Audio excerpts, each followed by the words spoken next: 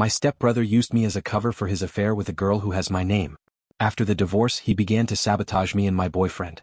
I, Sarah 28F, have been living with my boyfriend Craig, 31M, for the past 3 years until my crazy stepbrother Jake, 35M, sabotage us.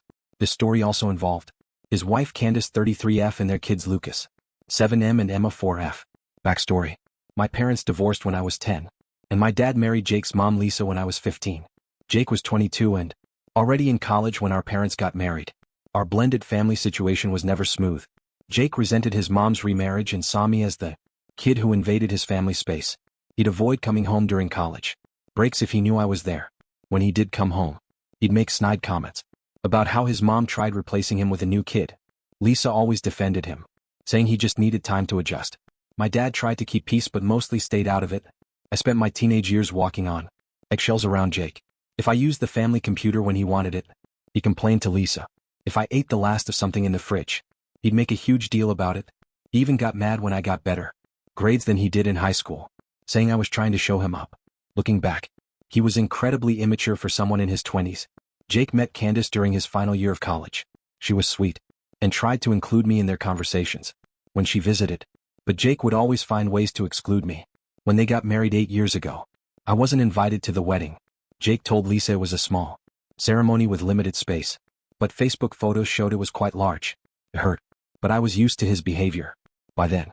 Everything changed when Lucas was born. Suddenly Jake started acting nice to me. He invited me to Lucas's baptism, sent me birthday cards, and asked about my life. I was suspicious at first, but Lisa was so happy about us getting along. Then I tried to be open-minded. When Jake asked if I could watch Lucas one Saturday night so he and Candace could have a date night, I agreed. Lucas was a sweet baby, and I thought maybe this was Jake's way of building a relationship with me. The babysitting started small, just a few hours. On weekends, Jake and Candace would bring Lucas over with everything he needed and pick him up on time.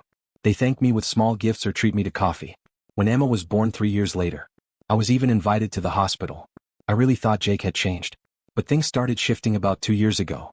Jake got transferred to a new department of his accounting firm, and Candace returned to teaching full-time. The babysitting requests became more frequent. Jake would call me at 7 a.m. asking if I could watch the kids because the regular sitter canceled. He texted at lunch saying Candace had a last-minute staff meeting and could I pick up Lucas from school. Since I worked from home as a content writer, with flexible hours, he assumed I was always available. I tried to be understanding at first.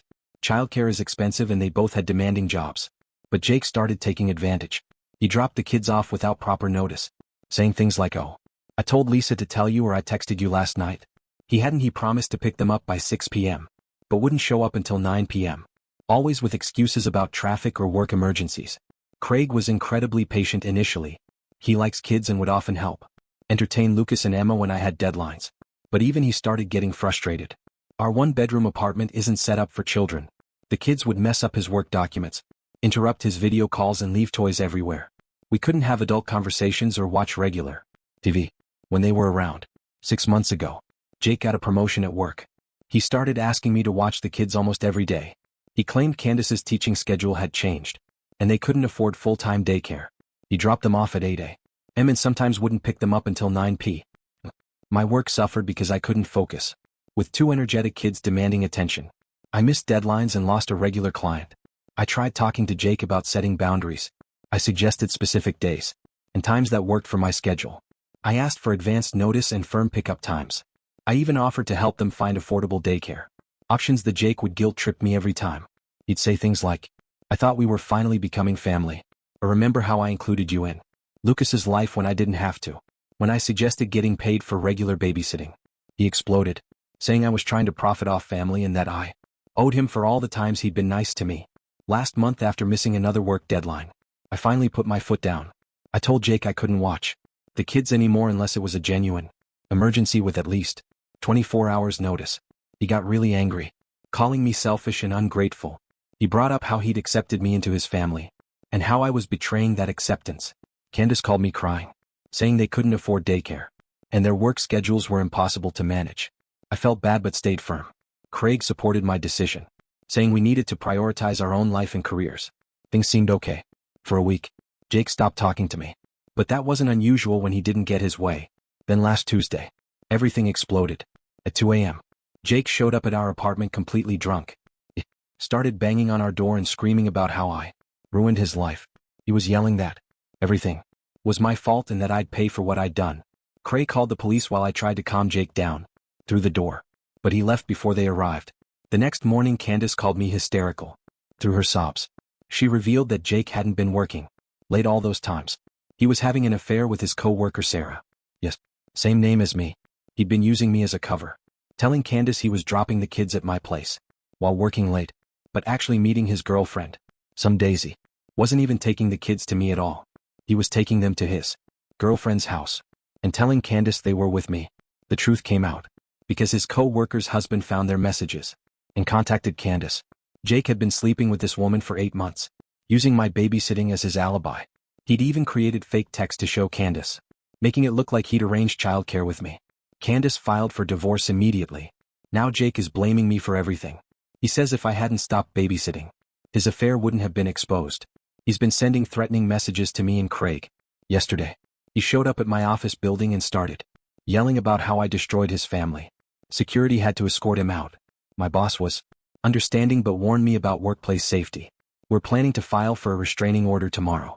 My stepmom Lisa is furious with me, saying I should have just continued babysitting to help Jake keep his family together. She says I'm selfish for prioritizing my living in sin relationship with Craig over Jake's marriage. My dad stays quiet, not wanting to upset his wife. Craig wants to move to a different city, but I feel guilty about disrupting our lives because of Jake's actions. Am I wrong for refusing to babysit and inadvertently exposing Jake's affair? Should I have just continued helping them? Update 1. Things have gotten much worse since my last post.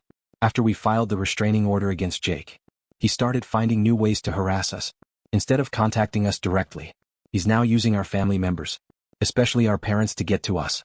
Jake convinced my stepmom, Lisa, that I'm lying about everything, just to ruin his marriage. He told her that I made up the affair story because I was jealous of his successful marriage and family life. According to him, I'm bitter about being unmarried and living with my boyfriend, so I created drama to break up his family. Lisa believed him completely and has been calling me daily, sometimes multiple times a day. Her calls always start with crying about how I destroyed her son's perfect life. She brings up how Jake graciously accepted me into the family, and how I repaid his kindness with betrayal. When I try to explain my side, she talks over me, saying I'm just making excuses. She even called Crave's parents to tell them what a horrible person I am and how I'm ruining families. Thankfully, Crave's parents know Jake's history of manipulation and didn't believe her. Last week, things escalated when Lisa showed up at our apartment, unannounced, with Lucas and Emma. She tried forcing her way in, saying Jake needed me to watch the kids while he was sorting things out with Candace. The kids were crying and confused. Emma kept asking why I didn't want to play with them anymore. It broke my heart, but I had to close the door. Craig called the police, but Lisa left with the kids before they arrived. After that incident, we installed security cameras at our front door. They've already caught Jake driving by our apartment late at night 3 times this week. We reported these violations of the restraining order to the police, but they say they can't do much unless he actually approaches us. The biggest shock came when Candace contacted me privately. She had discovered something disturbing while going through their financial records. Jake had been stealing money from their joint accounts to fund his affair. He'd been taking large sums out regularly, sometimes thousands of dollars at a time. When Candace would question the withdrawals, he claimed they were for the kids' activities or household expenses. Candace found credit card statements showing hotel bookings and expensive restaurant bills from times when Jake claimed the kids were with me. He'd been taking the kids and his girlfriend to expensive places, theme parks, water parks, fancy restaurants, while telling Candace they were spending time at my apartment. He even booked a weekend trip to Disney World, telling Candace the kids were staying with me for a special on weekend. The betrayal gets even worse. Jake's girlfriend's husband reached out to me through Facebook. He shared screenshots of conversations between Jake and his wife dating back months. In these messages, Jake regularly complained about me, calling me ungrateful and stupid. He told his girlfriend that he only pretended to accept me as family so he could use me for free childcare. There were detailed messages planning their meetups while the kids were supposedly with me. These revelations made Lisa finally question Jake's story, but instead of apologizing, she's now saying, we need to keep this quiet to protect the family's reputation. She's been calling my relatives, asking them not to discuss this situation with anyone outside the family. Craig and I had to change our phone numbers because Jake kept calling from different numbers. Sometimes he'd call crying, saying he was sorry and needed help. Other times, he'd scream threats and blame me for ruining his life. He even tried calling from payphones to avoid being blocked. Jake's harassment extended to our jobs too. He found Craig's work email and started sending messages to his colleagues, claiming Craig was abusive and unstable. He called Craig's boss saying Craig was stealing from the company. Thankfully, Craig has worked there for years, and his boss didn't believe these accusations. But it was still stressful and embarrassing. The hardest part of all this is seeing how it affects Lucas and Emma. Candace says Lucas has started acting out at school, getting into fights and refusing to do his work. He told his teacher he hates me because I made his daddy leave. Emma's been having nightmares and asking why she can't visit my house anymore. I tried explaining things in a child-friendly way through Candace, but they're too young to understand. Our landlord has been understanding and installed additional security cameras after Jake was spotted lurking around our building late at night. Other tenants have reported seeing him in the parking lot sitting in his car for hours. We're seriously considering moving to a different neighborhood or even a different city. Craig's job is fully remote now due to COVID, and I can write from anywhere. We just need to get away from this toxic situation. Some of our mutual family friends have taken Jake's side, saying I should have just kept babysitting to keep the peace. They say I knew Jake had issues and should have been more understanding. A few have even suggested that I might have encouraged the affair by refusing to babysit, giving Jake more free time with his co-worker. I'm trying to stay strong, but this constant stress is affecting my health. I've lost weight from not eating properly, and I'm having trouble sleeping. Craig suggests therapy, but right now, we're focused on saving money for a potential move. I just want this nightmare to end. Did I make things worse by getting the restraining order? Should I have handled this differently? Update 2. The situation with Jake has completely spiraled out of control. His life is falling apart, but he's still trying to drag everyone down with him. The biggest shot, Kim. Last week when Jake was fired from his accounting firm, not only was he having an affair with his co-worker, but they discovered he'd been falsifying expense reports to fund their dates and trips. His girlfriend, Sarah, dumped him immediately after he lost his job. Turns out she was only interested in him while he was spending money on her. She confessed everything to their company's HR department to save her own job, providing details about how Jake had been manipulating the expense system for months. The company is pressing charges for fraud. Apparently he stole over $50,000 through fake client meetings and inflated expense claims. Candace's divorce proceedings revealed even more shocking details. Jake had opened secret credit cards in both their names, maxing them out on hotels and gifts for his girlfriend. He'd been forging Candace's signature on financial documents and hiding bank statements. The judge granted Candace full custody of the kids after she presented evidence of his unstable behavior, financial fraud, and the police reports from his violations of our restraining order. The biggest revelation came from my dad, who finally broke his silence. He called me privately and admitted that Jake has a history of manipulative behavior that goes back years. In college, Jake had befriended a guy named Mike, specifically to get close to Mike's sister Jenny, who was a top student. He convinced Jenny to tutor him for free, claiming he couldn't afford to pay her because he was helping his single mom with bills. Meanwhile, he was sleeping with Jenny's roommate and spending money on expensive dates with her. When Jenny discovered the truth and confronted him, Jake turned their entire friend group against her, claiming she had tried to seduce him and was lying out of spite. Dad also revealed that before marrying Candace, Jake had been engaged to another woman. He broke off that engagement after cheating with someone from his gym, but managed to convince everyone that his ex-fiancée had been the unfaithful one. Dad said he wanted to warn Candace before their wedding, but Lisa convinced him not to interfere. Last night everything came to a head when Jake showed up at our parents' house, completely drunk. He demanded they cut me out of their lives and transfer their house into his name, since he needed it more than I did. When they refused, he went into a rage, breaking windows, throwing furniture, and punching holes in the walls. The police were called and Jake spent the night in jail. My stepmom Lisa finally saw Jake's true colors during this incident. She called me crying, apologizing for not believing me and for enabling his behavior all these years. She admitted that she'd always known Jake had issues, but thought if she loved him enough and protected him from consequences, he would change. Now she's devastated, realizing her protection only made him worse. Craig and I are moving next week. We found a nice apartment in a secure building 2 hours away from here. It's a negated community with 24-hour security, and the rent is actually cheaper than our current place. Craig got a better job offer there too, with a significant pay raise. The only downside is being farther from my dad. But he understands and supports our decision. Jake's harassment has taken a darker turn. Since he lost his job, he's been posting about us on social media, making wild accusations and threats. He even created fake profiles, pretending to be old girlfriends of Craig's, claiming Craig was abusive. We've reported everything to the police and our lawyer, documenting each incident. Candace reached out to warn me that Jake's been asking their mutual friends about guns.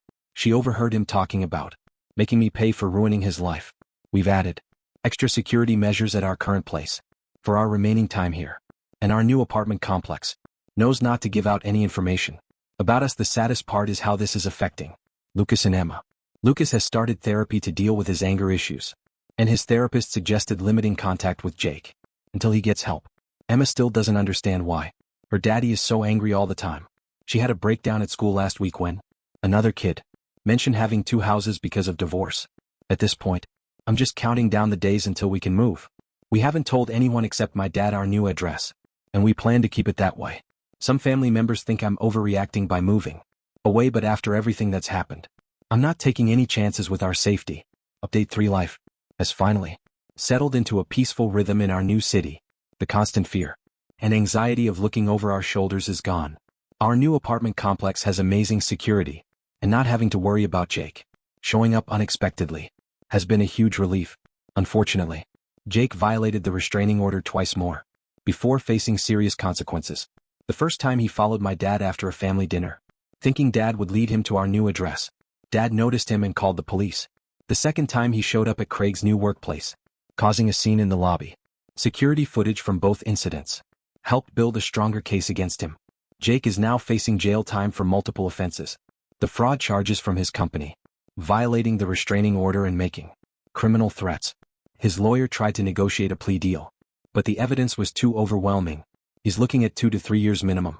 Candace and the kids have made impressive progress. She used her teaching background to start an online tutoring business, which is doing really well. She moved to a smaller house, but it's closer to her parents who help with childcare. Lucas is responding well to therapy. His anger issues have improved, and he's doing better in school. Emma has adjusted surprisingly well to their new routine, though she still asks about Jake sometimes. We found a safe way to maintain a relationship with the kids through video calls. Candace supervises these calls, and we never discuss Jake or anything upsetting. It's not the same as having them visit, but it's safer for everyone. Lucas loves showing me his school projects, and Emma always wants to give a virtual tour of her redecorated room. My stepmom Lisa started therapy to deal with her guilt about enabling Jake all these years.